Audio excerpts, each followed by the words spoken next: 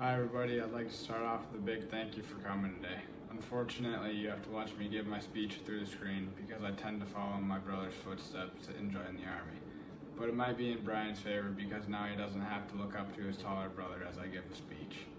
Although I like to call myself the big brother, I'll give it to him today so he can feel confident up here. In all reality, he is the one that I've always looked up to and had right by my side no matter what. I've always dreamed of being my brother's best man, but I began to realize that as this day has come, I have to hand him over to Cassidy. As much as I'm going to miss all the days where we did nothing but sit inside and play video games for 8 hours straight, or wrestle until there's a hole in the wall, I guess I have to give up some of our man time so we can have wife time. But that's okay with me, because I know Cassidy will be taking good care of my brother and best friend, all at the same time. As I had said a minute ago, I can always look up to Brian for anything. Well, I take it back, just for a few instances, such as not to lather body paint all over my friend Sam on the night of Halloween so I can look like the Hulk. But I know he just wanted to do that so he could feel like the Hulk and be bigger than me for once. But overall, I would say he has always been a man I could look up to. Throughout my life, Brian has given me more than memories and friendship. He has given me so much of his time, even when he was forced to by our parents, but somehow always made sure I had a man to turn to when I needed it.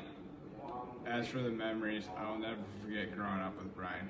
We were always together no matter what, from playing football in the backyard to him taking me to Arizona to live like we were kings for a week. When it comes to Brian being my brother, there's nothing more important to me than seeing him happy. So when Cassidy came in, it made me feel like I had another sister around all the time.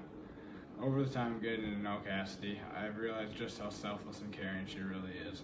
I'll never forget when Brian graduated boot camp and Cassidy drove down with me and my mom down to Oklahoma to see him.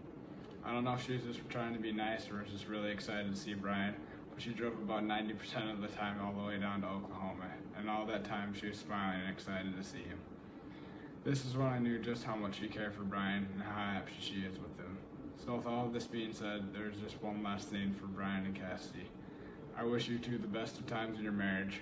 Cassidy, please take care of my best friend and brother. And Brian, I hope this speech wasn't too cheesy for you.